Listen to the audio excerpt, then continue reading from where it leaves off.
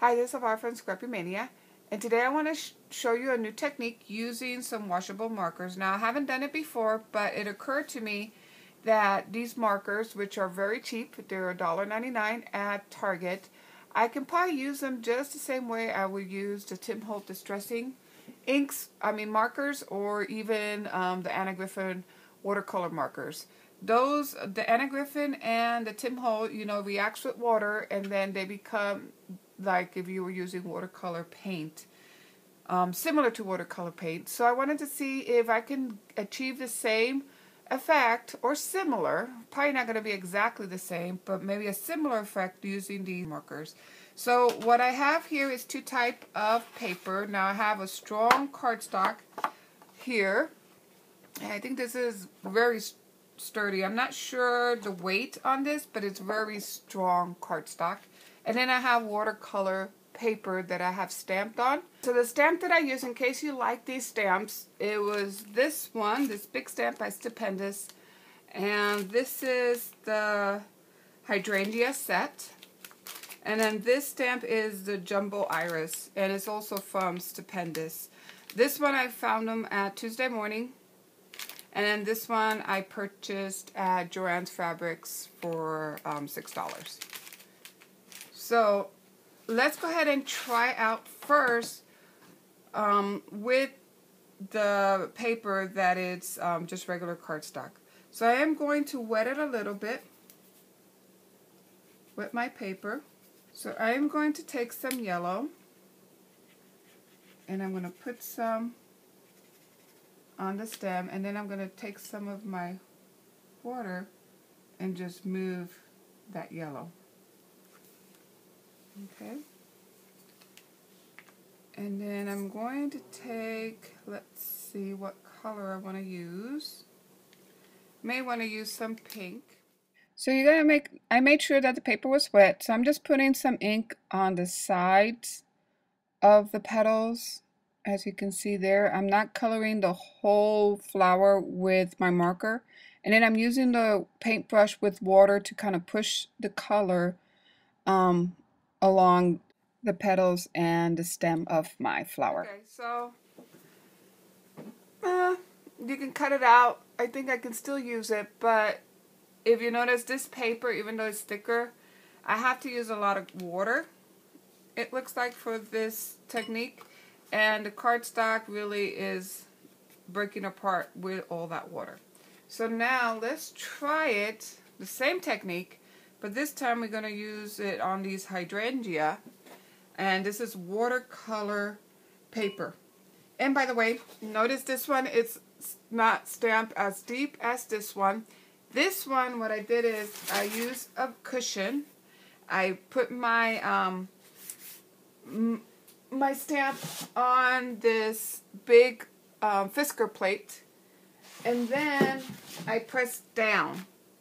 And it did stamp, but not as well as the next method I did is I left my stamp on the Fisker plate up, and then I rolled the paper and smoothed it out with my hand on top of the stamp, and it gave a better impression. So for these big stamps like these, you want to use that technique. You want to lay the paper on top of the stamp and then use your hands to kind of press it in, then trying to press down on the acrylic block to get the impression. Just a little quick tip. So now let's go ahead and get this wet. I had to restamp the image because I used Memento ink thinking that it will work with watercolor paper, and because I've used it before for a watercoloring technique using the Memento ink on regular cardstock, and it was fine. But it looks like for watercolor paper, it doesn't work as well. So I went back to my StazOn, just to let you know. So I went ahead and restamped the image. Now this one I didn't really stamp it that well, but we can go ahead and use this one. So, and the scratching that you hear in the background, my doggy's here with me in my craft room. So I'm going to go ahead, let me just spritz it, probably be better. So I'm going to go ahead and bits of my watercolor paper. And then now I am going to use my markers. And let me go ahead and put a little bit in the middle. So here I'm just doing the direct to paper method, just taking my markers, putting a little bit on the centers of each of the flowers and a little bit on the edges. And then I'm taking a wet paintbrush and I'm pushing the color outward towards the edge of the petal, doing the same method with the leaves.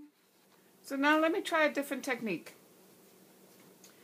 Let's try, so this is what you get, and then you can put in some, once it dries, I can put in some glitter glue in the centers, and it'll still work, it'll work good, but it didn't work as well as I thought it would. So let's try a different technique. Let's try putting the markers on my block before I color in the butterfly. So let's go ahead and lightly damp the butterfly. See here. Now I'm going to take some of my yellow and I'm going to put it on the block. And let's see, I'm going to take some blue. And maybe I will take some pink. Maybe that will work good. Now I'm just going to take some of my water and then put it on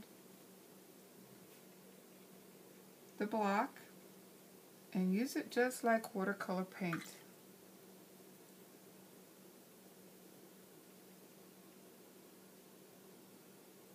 And I think I like that method a little better.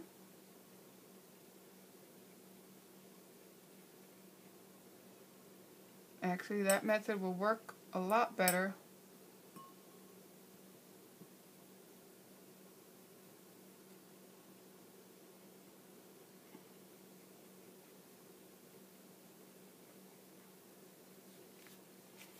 Okay, let's go ahead and dry it, and let's see what we get here. So let's go ahead and review. I finished it and I dried it, so this is how it looks. So let's review the method that we use. So for this one, I wet the paper, and it's just regular cardstock. And I directly put the marker on the paper and then used my watercolor to kind of spread it out. It looked okay, but I don't know.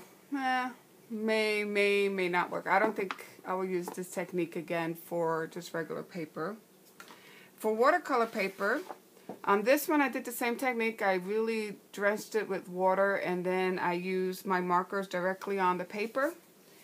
It's also okay, but I think the best of all the techniques that I've tried, I liked with the watercolor and then using an acrylic block to put some of my markers on and then put a little bit of water and then use that as if it was watercolor on the image.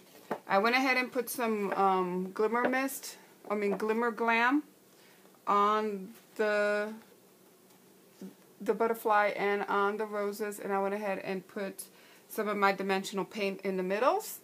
So I think it's okay if you have these markers. So if you have these washable markers from your kids, go ahead, and they're not using it anymore, I think it will work very well. The block technique. Putting a little bit of the marker on the block and then getting it wet and using it as watercolor paint. But I would not try doing the direct to paper method because it really, you can still see the outlines a little bit. Like there, you can see the outline, especially on this kind of paper, which is just regular cardstock, because it doesn't move the ink as well as the watercolor, but still in the watercolor you don't see the outline as much, but I just didn't like that technique too well. I do like the one with the block. So I hope this gave you some ideas of how to use some tools or some stuff that you may have laying around, or if you go to a garage sale and you see these washable markers on sale, I would pick them up and just use them for my projects. So I hope you liked this tutorial, and thank you for watching. Bye now.